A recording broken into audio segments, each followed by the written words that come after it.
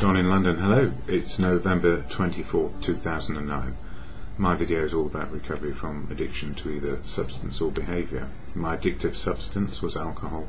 My behaviour could be addicted to workaholic, relationshipaholic. Filling the gap. Filling a gap of fear, filling a gap of emptiness inside me. Always trying to be perfect and never so. But still striving for perfection. And along the way, drink, alcohol helped me keep on striving for perfection. And I never realised that's what I was doing. At least I don't think I did. I think a lot of my life, or feel a lot of my life, was lived in ignorance of my condition, of what was going on for me, and my concern about being right and looking right, rather than feeling right. So the gift that today, just for today, one day at a time, is to be sober in recovery from addiction to alcohol, addiction to workaholism, relationshipisms, all those things, just to get on and be able to make life work, or live life as it is.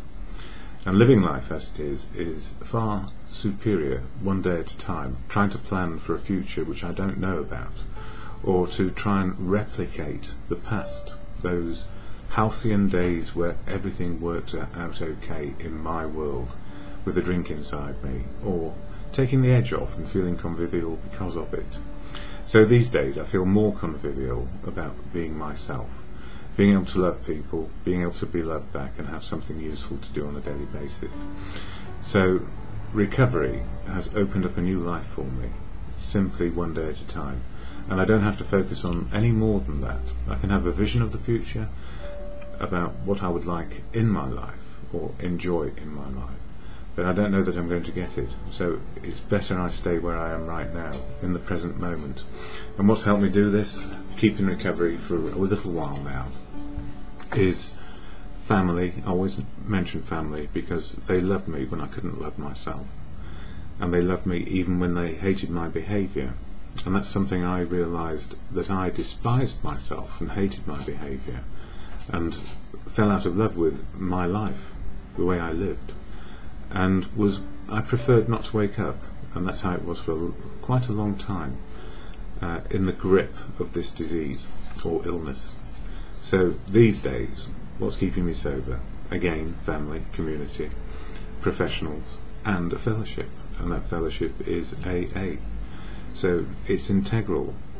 What they taught me, or what I learned in fellowship, not they, what I have learned in fellowship with people in recovery, is that it's okay to be me and sober, and it is possible, and life can be as wonderful as it can, or as unhappy as it can, depending on life experience and circumstances.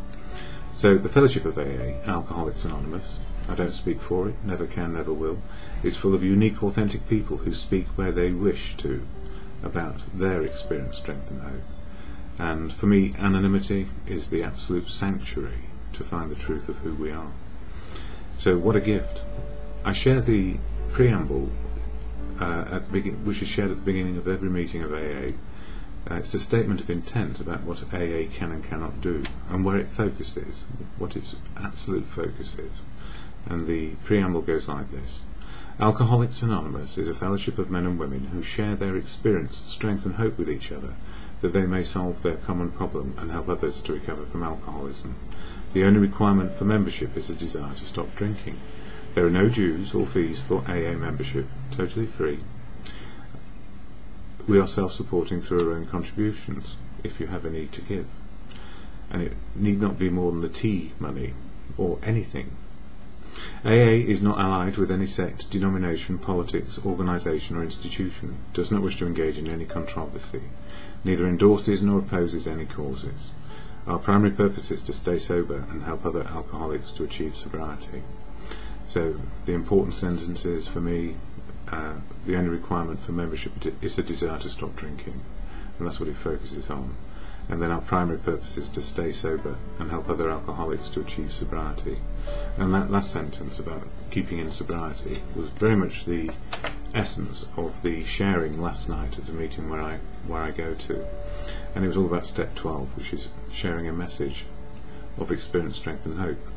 And the reason why I did these videos in the first place was because people sometimes are isolated or can't get to meetings, and that's really the primary reason why I still do them.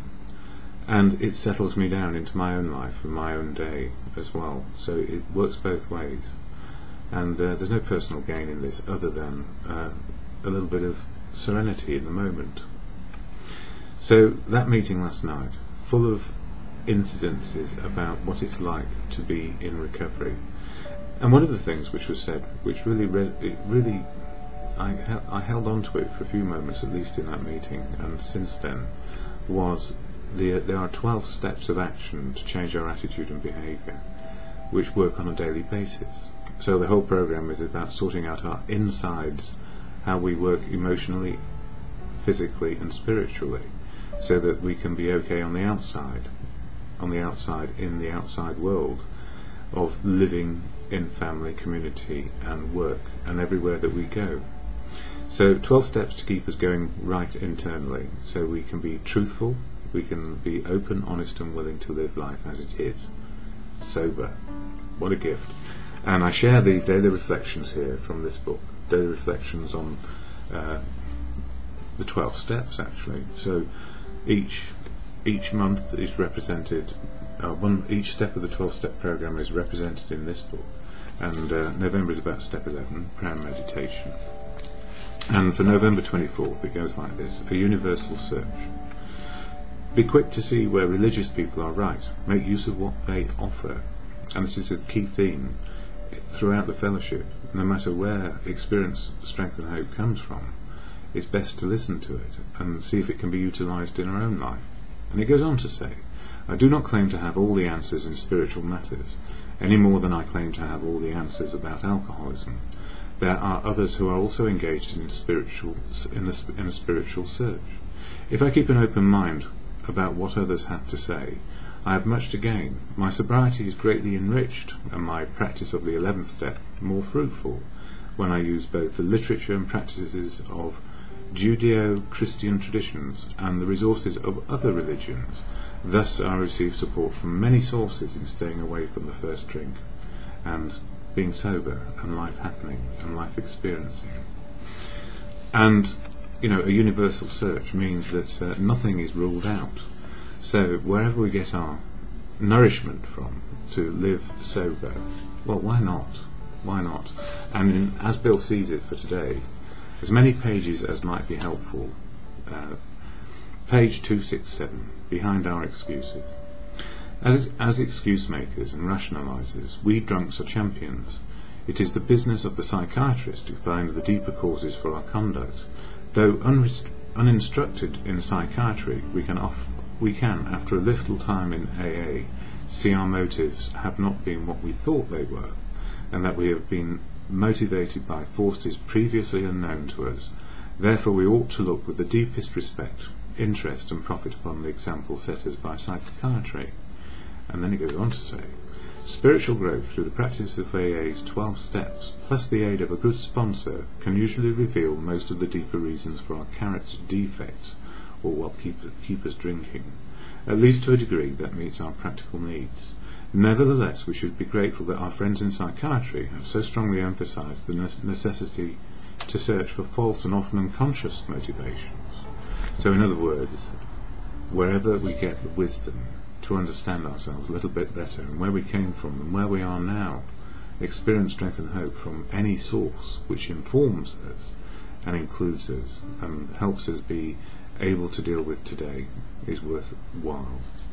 Anyway, the serenity prayer to the God of your understanding, or just good conscience, or just and good conscience, whatever it happens to be. What works for you? The serenity prayer to acceptance. God, grant me the serenity to accept the things I cannot change, courage to change the things I can, and the wisdom to know the difference, just for today.